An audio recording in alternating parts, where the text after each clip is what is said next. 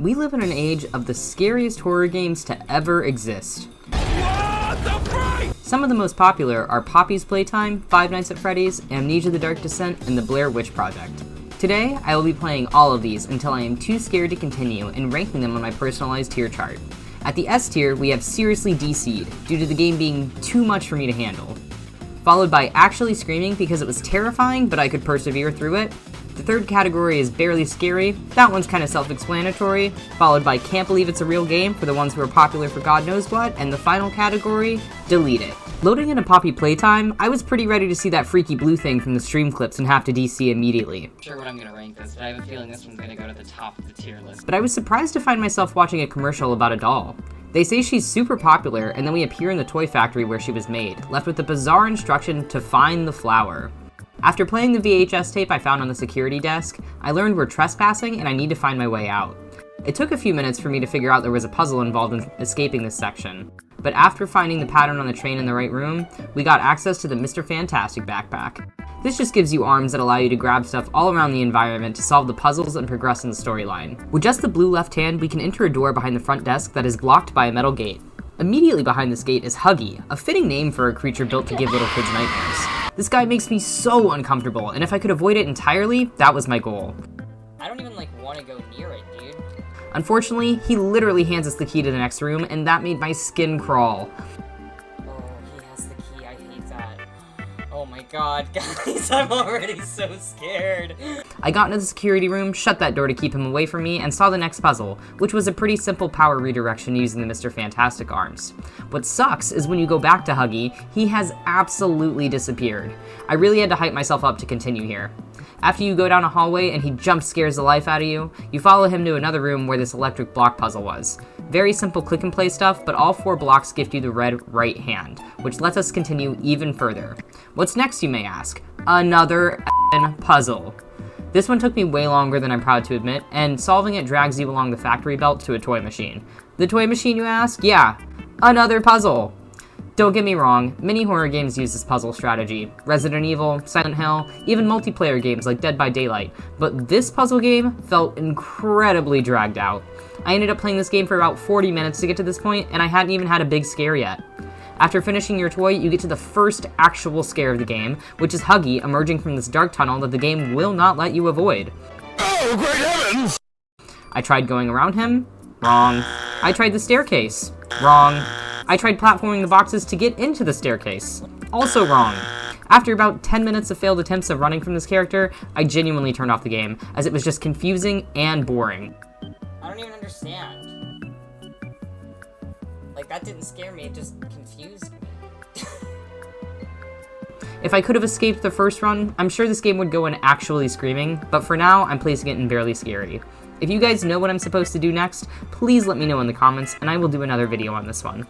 The next game just celebrated a 10-year anniversary, which is insane, as I remember this game coming out when I was in high school. Five Nights at Freddy's is a classic in the horror genre, well known for giving folks lifelong PTSD from the jump scares.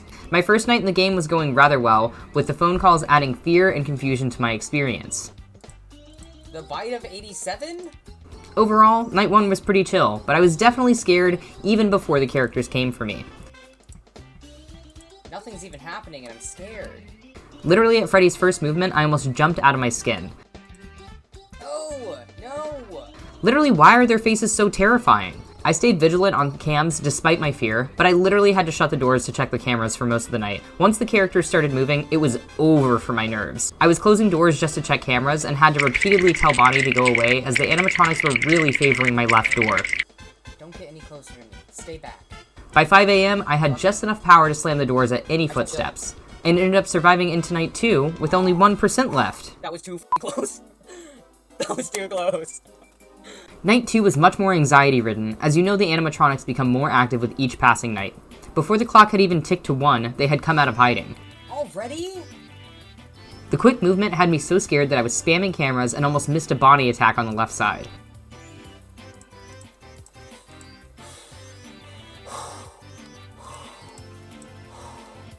I was so anxious I was imagining footsteps, moving back and forth to doors like my name was REM, and cursing at any image of Freddy that appeared. Off. Even though I wasn't seeing many characters, I had myself psyched out and was praying for the game to be over. Just so you know, I hate this.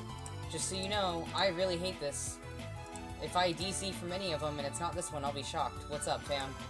By 3 a.m., Foxy started popping out of Pirate's Cove and attempted a little reach around that made me physically brace.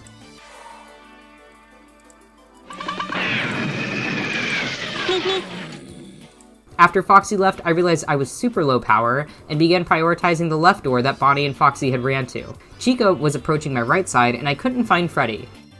Okay, Chica's on that side. Where's everyone else? Chica and... what's his name? I'm shaking, dude. I'm physically shaking. After another Foxy attack, I fully ran out of power and braced myself for the Freddy jump scare. I'm totally gonna die. I'm gonna die. I'm gonna die. I'm gonna die. Dude, I don't have enough. I don't have enough. It just turned 5. I don't think I'm gonna make it. I don't think I'm gonna make it. I don't think I'm gonna make it. I don't think I'm gonna make it. Sir? I don't want you in here.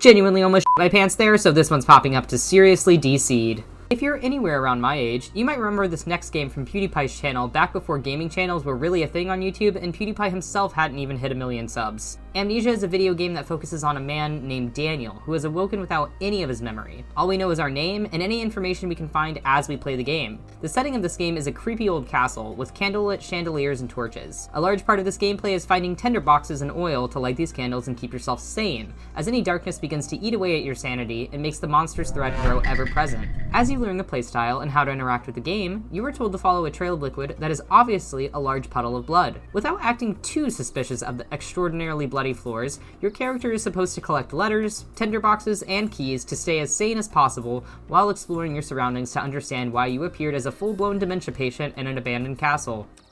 What is happening? Like, I literally feel like this guy just has, like, Parkinson's, and he just needs help. We find a letter from our old selves to descend into the darkness and kill a man named Alexander. I was completely confused and contextless at this point. This game is, like, lame as shit. I don't understand what the is going on. After finding a door, I was able to enter a much larger part of the castle and found a hallway filled with some weird fleshy webbing that blocked any progression. Before I even found a solution, I heard a lady scream on the other side of a door and followed her distress. Holy crap, okay, I guess I'm going this way. There's a lady yelling. Joke's on me, because there was no lady, and I think Daniel, aka me, is already insane. Another letter in the laboratory that we stumbled into tells us that some very strong chemicals are locked in the wine cellar, and if you know video games enough, that would lead you to the conclusion that those chemicals are the answer to the flesh webs in the basement. While I'm smart enough to figure that much out, I am not smart enough to figure out where the wine cellar key is. This game kinda makes me feel dumb. I ran upstairs through the archives, searching all the rooms and bookshelves. I did find some more letters, but nothing pointing me in the direction of a key or another solution. The game adds layers of difficulty by making you have concussive-like vision if you stand in the dark too long, which made searching rooms extremely annoying. I spent about 20 minutes in the archives without a single useful find, and made sure to backtrack through every room. After leaving the archive, I went to the old archives and spent another 15 minutes looking for the wine cellar key. At this point, I'd been playing the game for over an hour and I hadn't even seen the monster, so I stood in the dark attempting to drain my sanity, so he would at least attack me and I could rate how scary the game was. I'm not gonna lie, I've been playing this game for a really long time at this point, and I kinda just wanna see what the enemy is gonna be, so I'm just gonna run into the dark and see if he shows up. But guess what? He never showed up. On top of the hour of gameplay, I stood in the dark and walked around with no torch for 15 more minutes before giving up on this game. I'm saddened to say this, as I remember filling my teenage afternoons with YouTube playthroughs of custom maps, but I think the base game is a true can't believe it's a real game. It may be due to age, but the atmosphere was not enough to entice me to continue, and the aimless direction of finding tinderboxes to find letters to find keys was super boring to me.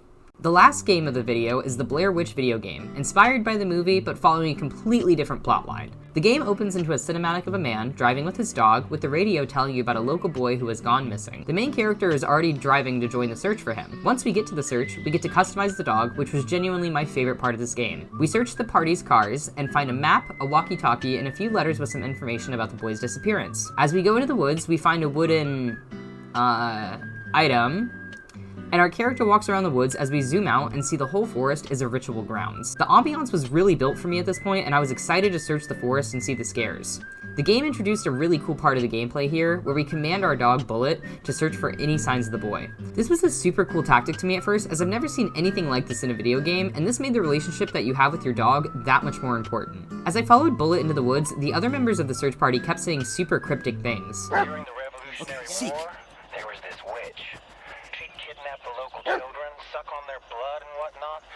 When they finally caught her, they hanged her on one of those trees. Ingram, do you ever shut up? And my dog kept getting stuck barking at random bushes. At this point of the game, I think my dog fully cracked out because he stopped finding any sign of the kid, and I got lost circling the forest for like 20 minutes. Why is he in the middle of this brush? After wandering aimlessly for God knows how long, I finally found the original thing that Bullet was barking at, hidden by the first brush where I swear to God the game told me there is nothing there. Bullet brought me a piece of fabric that I got him to sniff, and he continued on to a coffee cup. Basically, each item we find gives the dog another lead to the boy, so we followed the coffee cup to a cave for another clue, the boy's lost hat. After reporting the hat back to the search party members, they tell us to wait, but I say absolutely not, and follow my dog who is hot on the boy's trail. Unfortunately, we take a quick stumble through some brush and lose the dog. You learn at this point that the main character has PTSD or hallucinations or something off that causes him to get super freaked out when he's alone in the woods. The dog eventually finds us again, and we get back on the trail for the kiddo. The dog leads us to a campsite where we find a camcorder with a tape left in it. As we go to watch the tape, the main character flashes back to his own life and some random fight with someone who I have to assume is his ex-girlfriend. The visions were extremely confusing and somehow showed us the introduction to us having Bullet as well. The gameplay there literally made no sense. When we woke up, it was pitch black and there was another weird wooden statue near us. We try again to watch the camcorder tape and learn that the camera literally gives us time traveling powers. Rewinding the tape allows items from the videos to reappear in real life. We use that to find a toy car and follow Bullet's trusty nose to a ritual sigil symbol thingy that's hanging from the trees. We break the symbol and move on. After it's broken, our walkie-talkie turns on and we learn that the search party has been looking for us all evening and that they never found a campsite or anything else that I've been seeing. Our character tells them not to worry, and we continue on stupidly alone into a dark forest. Our doggo takes us to a strange white tree that gives us visions and another sigil hanging on it. After breaking that sigil, we turn around to find an abandoned mine surrounded by trenches. Our search party calls us crazy for seeing this stuff, but it leads us to another video on the far side of the trenches. The video shows us the boy dropping a ball and some creepy zombie hand picking it up. Using my time travel powers, I'm able to get the ball and have Bullet sniff it to follow the trail further. I followed him until he started going absolutely apeshit over something lurking in the bushes. The in-game noise was loud as hell, but I truly didn't understand what was going on. A quick flash of my light disintegrated whatever monster was bothering him. I actually tried to quit out of the game at this point because if you can't tell by now, most of this game is literally Dog Walker Simulator. In the hour of gameplay that I have, I cut out over 50 minutes of me walking behind this dog. However, I continued on to try and see the monster closer up. Turns out that the only interaction I could get with this guy was this glorified game of flashlight tag while he chases me trying to crush more of those wooden symbols. While the ambiance and vision behind this game is great, the execution is hair-raising at best. We're putting her in barely scary. Because I play multiple games for these videos, I only play these videos for an hour or so. If you're interested in seeing a longer playthrough, comment what games you'd like to see me play on the channel. I want to give a huge shout out to Gunscreen, another YouTuber, for inspiring this video. His vids are hilarious, and I've been really digging the horror game content on this channel. If you've enjoyed watching me play these games today, why don't you drop a like, hit the subscribe button, and watch another video of mine, like when I tested these awful mobile ad games. Thank you all for watching, and I will see you in the next video. Bye!